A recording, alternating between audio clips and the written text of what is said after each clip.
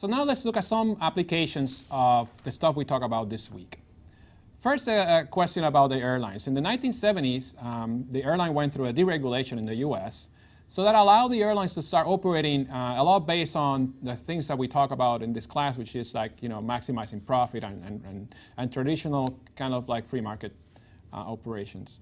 So that actually created a lot of interesting things, and airlines started to do things a lot differently. One of the things that really changed really rapidly was how much, how full the flight has to be before they actually decided to fly that flight, that make that flight or not.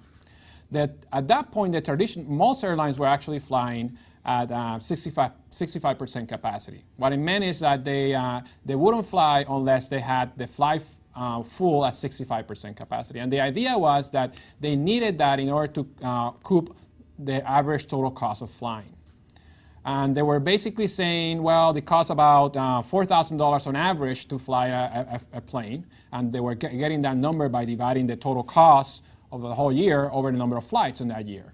And they come up to a number which came out to about around 4,000. And they said to get that number or higher, we need to be, a flight has to be full at 65% or not. Well, Continental started flying planes at 50% capacity, and they started making a lot better than the other airlines. So everyone started looking at them to see what were they doing differently. And I think you probably know by now, after listening to what we talk about this week, what the problem was. Is that the other airlines were using the average instead of using the marginal as the base for deciding what to do. See, the average total cost they were using included things such as, the reservation system, the cost of the planes, the fee that they have to pay to the airports. All those things don't change with the number of flights. They have to pay them regardless. It's a sunk cost. So they're using them in deciding how many people to put in the plane to fly the actual plane.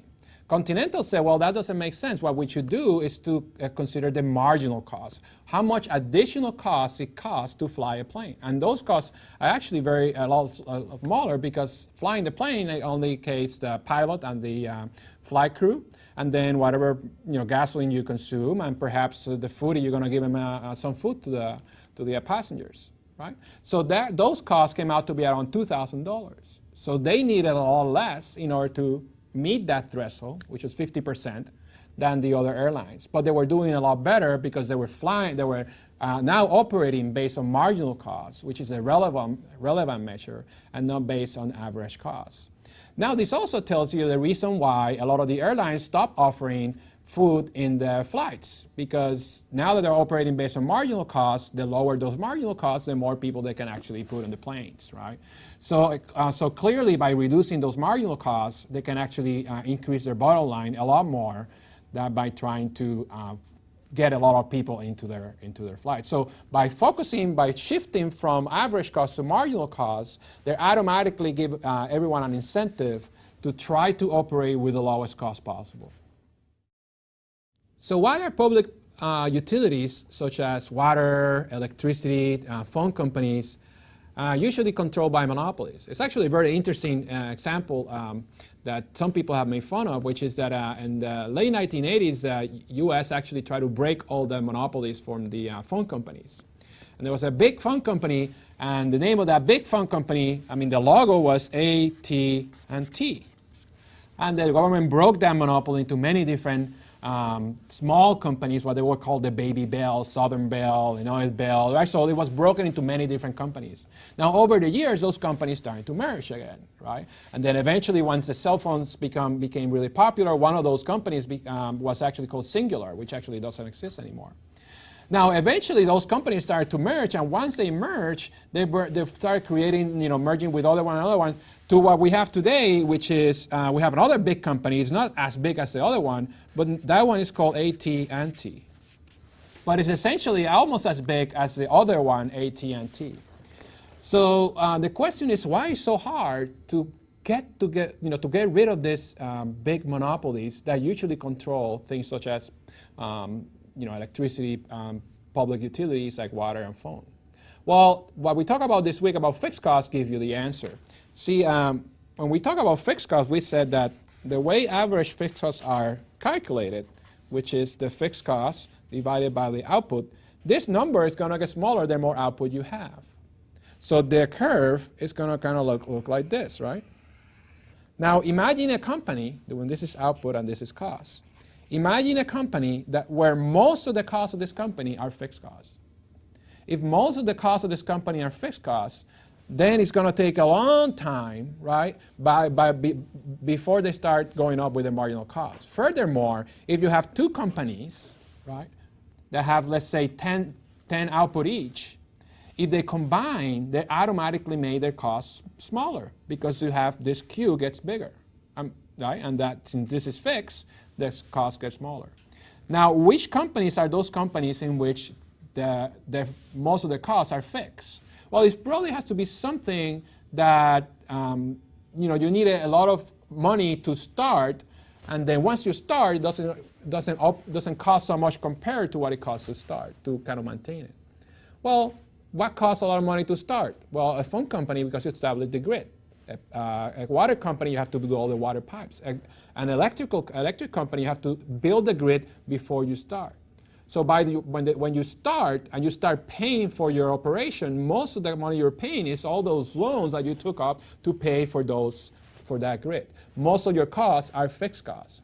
So after you start, you break them apart, then you're actually lowering the queue and making your average cost higher. So companies know that they operate trying to make the cost the lowest. So when they know that by merging, they're lowering their costs because it's just that's because of the average fixed cost. And this is why it's so hard to break monopolies. This is called, we learn a little more in 2 weeks when we talk about monopolies, but these companies are called natural monopolies because it is always going to be better for one company to produce it because they can lower their average fixed costs. So why are your standards of living so much higher than your grandparents, your great-grandparents, and so forth? Well, it's probably many reasons, but I think one of the reasons has to do with what we talk about this week, which is diminishing marginal product of labor. Think about the cooks in the kitchen, right? So imagine that you have that small kitchen and you have 3, 4, 6. When you have eight cooks, the 8th cook is actually not bringing a lot, so that cook is either not going to be higher or they're not going to pay him a lot of money because that cook is not bringing a lot because the kitchen is too small. Well, what happens to the value of that cook if you expand the kitchen, if you make the kitchen bigger? Or if you buy a grill that actually can use a lot more workers, right? So when you increase your fixed cost, when you have more capital, right, more money to increase, all of your workers automatically become more productive. And when they become more productive, they either are higher or they're paying more. So that tells you if in somehow we can increase the marginal product of those workers by increase the capital, then all the workers become more valuable and they actually start making money and their life become better. That is essentially what has happened in the US in the last 60 to 80 years. We have, for 2 reasons, we have improved technology that allows us to do more with less. And we have been able to acquire more capital. And that made all of the workers a lot more productive than before.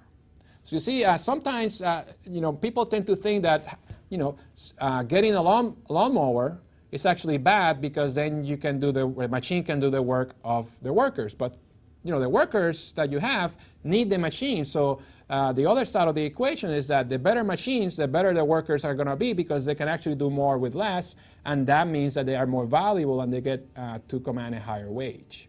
So that is one of the reasons is because the marginal productivity of our workers today is a lot more than it was 60 or 80 years ago because we have more capital to work with. And lower marginal productivity means higher wage. So one of the reasons our standards of living are higher than they were 60 or 80 years ago is because they are increasing capital and technology of the last 60 to 80 years. Now, these are a few examples that we have time to do in the videos. You have more time in the discussion to expand these examples or to perhaps bring other ones. So I encourage you to do that in the discussion forums for this week.